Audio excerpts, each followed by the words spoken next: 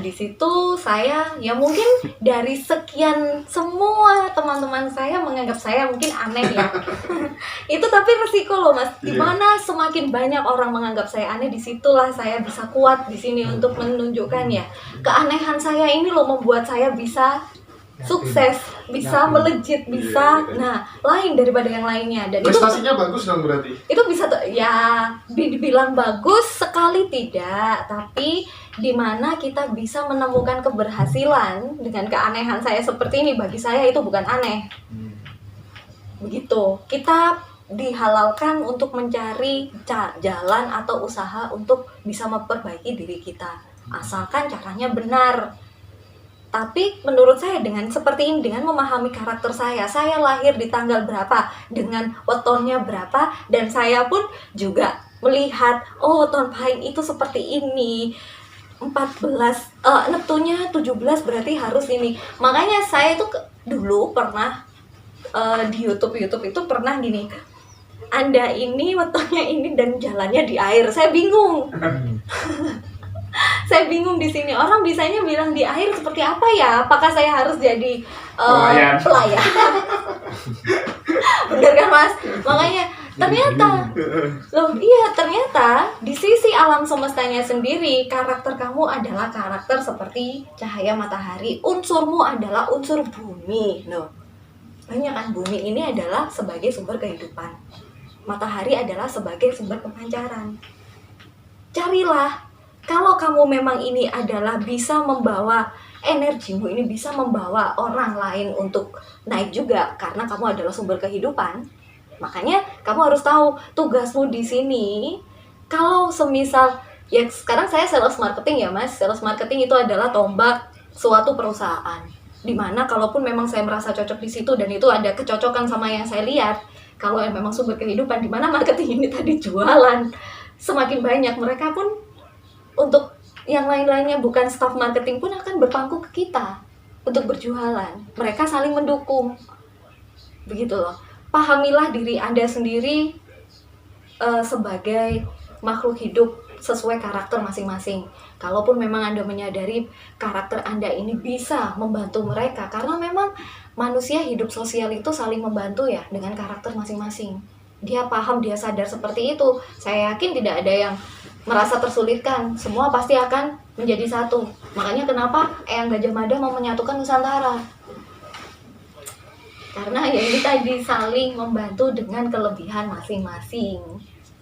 Saling membantu ya Mbak ya. Ya. Ada namanya gini, kadang kan orang itu pinter sebagai seorang spiritualis, tapi kemudian di dalam tataran praksis, dalam kehidupannya sehari-hari, dia tidak bisa menjadi orang yang memudahkan di antara sesama, atau kemudian menyayangi sesama manusia. Itu kalau dalam bahasa Yunani namanya philanthropia.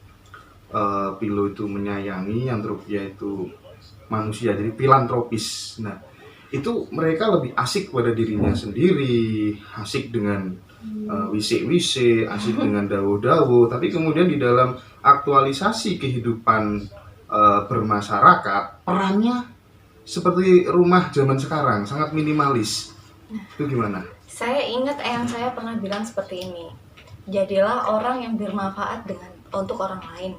Itu satu Mas. Yang kedua, itu membuat prinsip ke saya sendiri adalah jadilah orang yang bermanfaat untuk orang lain. Apa yang ada di dalam diri saya pasti akan memikirkan orang lain. Efeknya apa ke orang lain?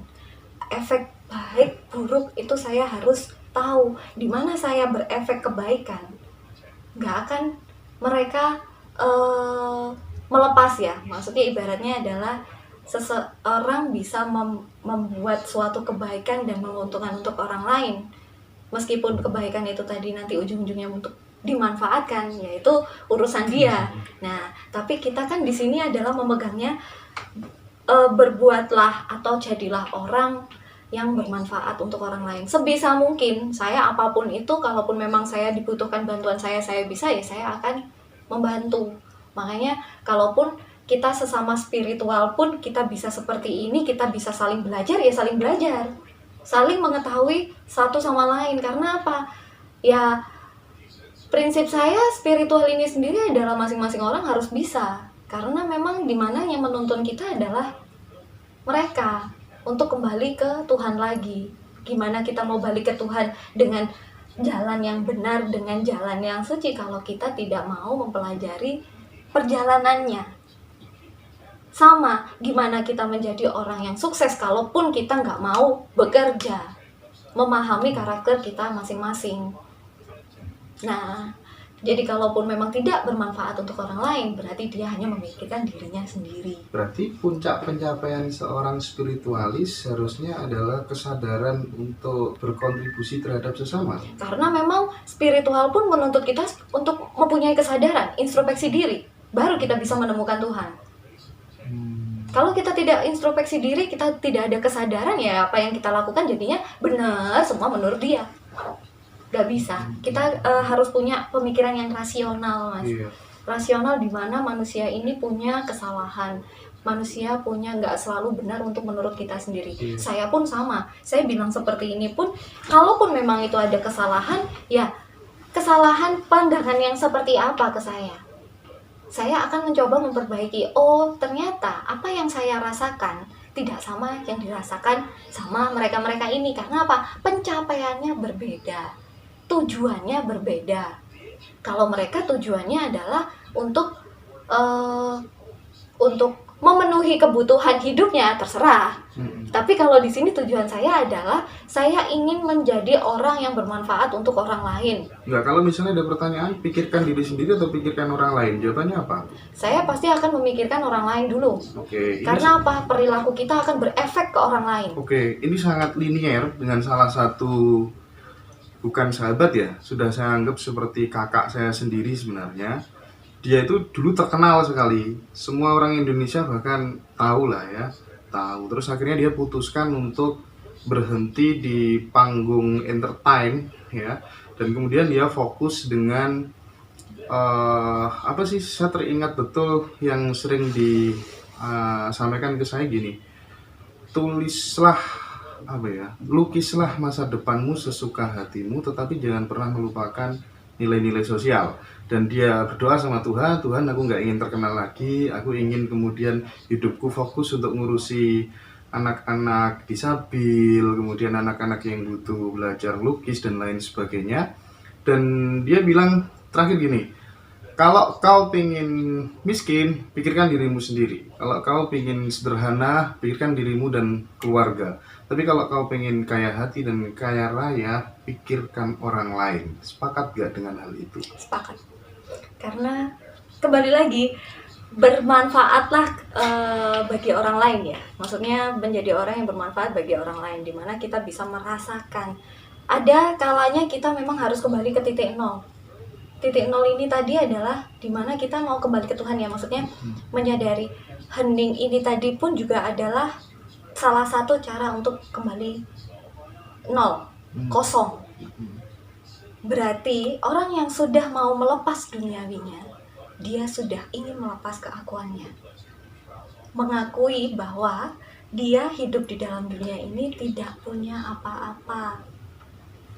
Disitulah kenapa kita tidak boleh saling rasa kepemilikan. Memiliki atas sebuah rumah, memiliki, ya kita di awal dilahirkan kita memang tidak memiliki apa-apa. Nah, kita bisa bernafas, kita harus bisa bersyukur karena adanya nafas ini tadi kita masih bisa hidup. Jadi nol ini tadi adalah rasa ingin keakuannya mau dihilangkan. Rasa keakuannya dihilangkan. Saya tidak akan bisa seperti ini tanpa orang lain. Saya tidak bisa seperti ini. Nah, makanya kita harus mikirkan orang lain, karena semua pencapaian itu kalau dilakukan tanpa ada kasus, tanpa ada perbuatan, tanpa ada perselisihan, ya kita nggak bisa ada pencapaian. Karena memang perselisihan, kasus ataupun cobaan ini tadi adalah bekal kita untuk menuju sempurna. Sempurna dalam artian ya rasa keakuannya sudah hilang, bisa ikhlas, bisa apa ya, makanya harta itu tidak segalanya ya, ini loh. Kalau menurut saya harta tidak segalanya, karena memang apa, punya harta, punya kekayaan tapi tidak mempunyai rasa saling mengerti, yaitu jatuhnya adalah dia akan memikirkan dirinya dia sendiri. Ya, oke.